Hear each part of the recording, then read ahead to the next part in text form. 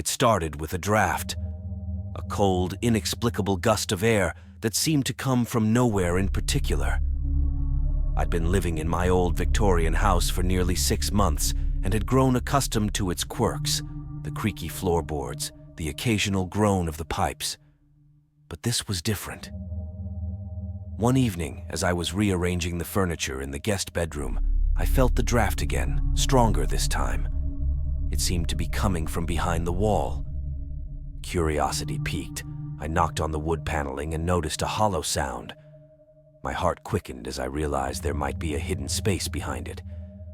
Armed with a crowbar, I pried at the seams of the paneling until a section came loose, revealing a narrow doorway.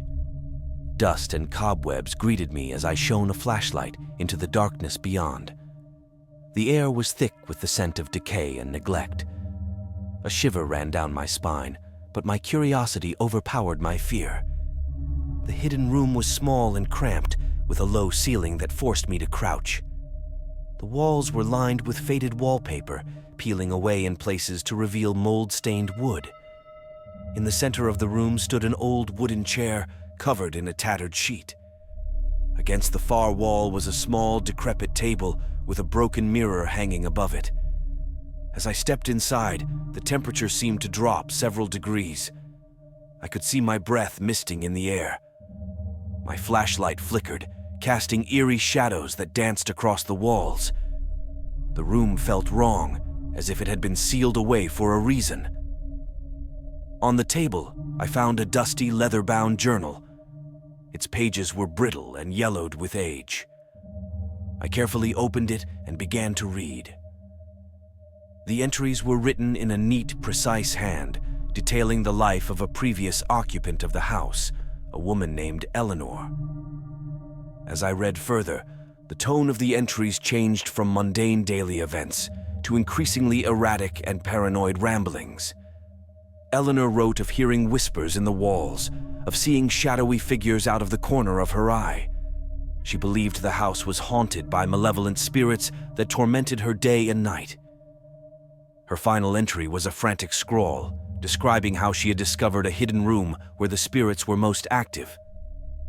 She wrote of feeling a sinister presence watching her, of hearing its voice promising eternal torment. As I finished reading, I felt a sudden pressure on my shoulders, as if an unseen weight had settled there. The flashlight flickered again, and then went out completely, plunging me into darkness. Panic set in as I fumbled for my phone, desperately trying to find the flashlight app. When the light finally came on, I saw it. A shadowy figure standing in the corner of the room, its form indistinct, but its presence undeniable. My heart pounded in my chest as I backed away, the figure slowly advancing towards me. I could hear faint whispers, unintelligible but filled with malice. I stumbled out of the hidden room, slamming the paneling back into place. The whispers followed me, growing louder and more insistent. I could feel the malevolent presence just behind me, its cold breath on my neck. I ran from the guest bedroom, down the stairs, and out of the house, not stopping until I was in my car with the doors locked. My mind raced as I tried to make sense of what I had just experienced. The hidden room, Eleanor's journal, the shadowy figure. It all felt like a nightmare I couldn't wake up from. But the nightmare didn't end there. That night I stayed at a friend's house, too terrified to return to my own. I couldn't sleep. Every time I closed my eyes, I saw the shadowy figure, felt its cold presence. I heard the whispers. I tried to convince myself it was just my imagination, but deep down, I knew it was real. The next day, I returned to the house, determined to seal the hidden room for good. Armed with tools and supplies, I headed back to the guest bedroom. As I pried the paneling away, I was met with an overpowering sense of dread. The room seemed darker than before, the air colder. I moved quickly, nailing the paneling back in place and sealing the edges with heavy-duty tape. But as I worked, I heard the whispers again, louder, more insistent. They seemed to come from all around me, echoing in my mind. My hands shook, and I dropped the hammer, the sound echoing through the room. Suddenly, the whisper stopped. The silence was deafening, oppressive. I turned to leave, but found the doorway blocked by the shadowy figure. It was closer now, its form more defined. I could see hollow eyes staring at me, filled with malevolence. I backed away, my heart pounding in my chest. The figure moved towards me, its presence suffocating. I felt a cold hand grip my arm, pulling me towards the hidden room. I struggled, but its grip was too strong. The whispers returned, louder, more insistent. They filled my mind, drowning out my thoughts. I was pulled into the hidden room, the paneling closing behind me. The whispers became a cacophony, a symphony of torment. The shadowy figure loomed over me, its eyes filled with hatred. I felt a cold hand on my throat, squeezing, cutting off my breath.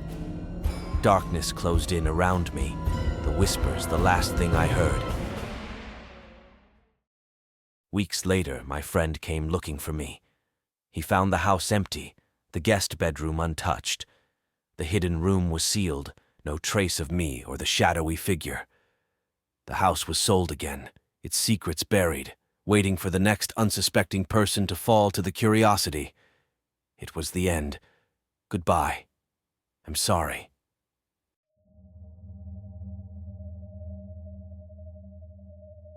I moved into the old colonial house to escape the chaos of city life. It was a beautiful, sprawling home on the outskirts of a small town, surrounded by dense woods. The previous owner, Mrs. Abernathy, had passed away a year ago, and the house had been sitting empty ever since. Despite its age, the house was in excellent condition, and I felt a strange pull towards it the moment I saw it.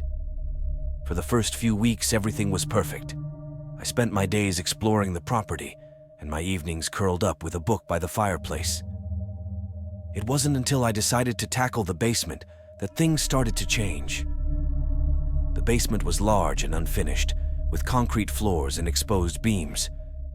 It smelled of damp and mildew, and the single light bulb hanging from the ceiling did little to chase away the shadows. As I began to clean and organize the space, I noticed something odd, a section of the wall that sounded hollow when I tapped on it. Curiosity got the better of me, and I fetched a hammer and chisel. It took some effort, but I eventually managed to create an opening large enough to peer through. My heart skipped a beat when I saw what lay beyond. There was a hidden room behind the wall, dark and musty. I widened the hole until I could step through. The room was small, with stone walls and a dirt floor. In the center of the room was a wooden chest, old and covered in cobwebs. I felt a chill run down my spine as I approached it. With trembling hands, I opened the chest.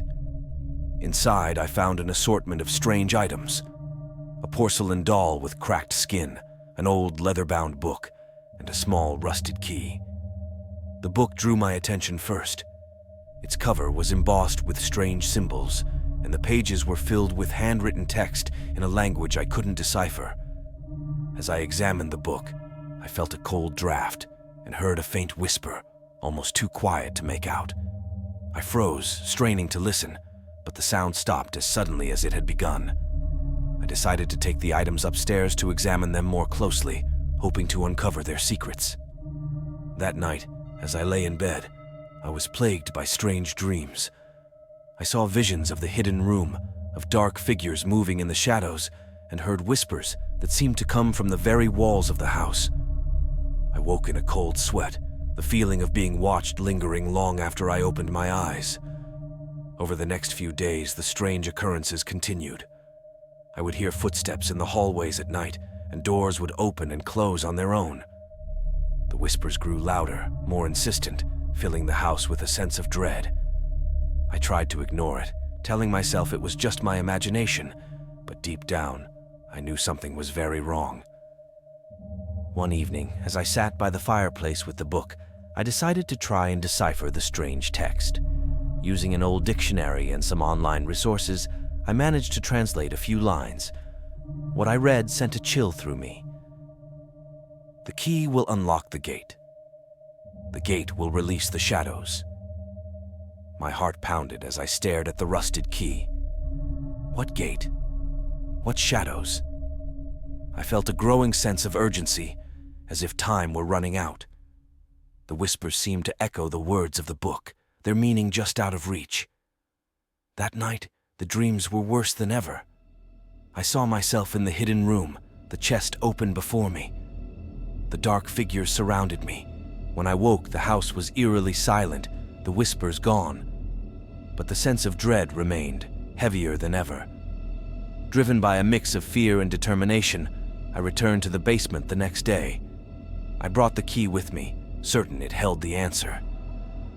As I stepped into the hidden room, the air grew colder, and I could see my breath misting in the dim light. I searched the room, looking for any sign of a gate or lock. It wasn't until I moved the chest that I found it. A small iron door set into the stone wall, almost invisible in the shadows. My hands shook as I inserted the key into the lock. It turned with a loud click, echoing in the silence. The door creaked open, revealing a dark passage that seemed to lead deeper underground.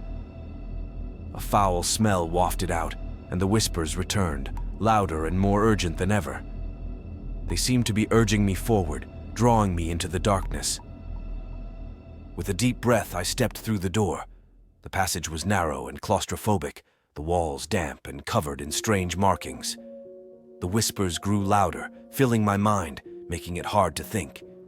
I felt as if I were being watched, as if something were following me in the darkness.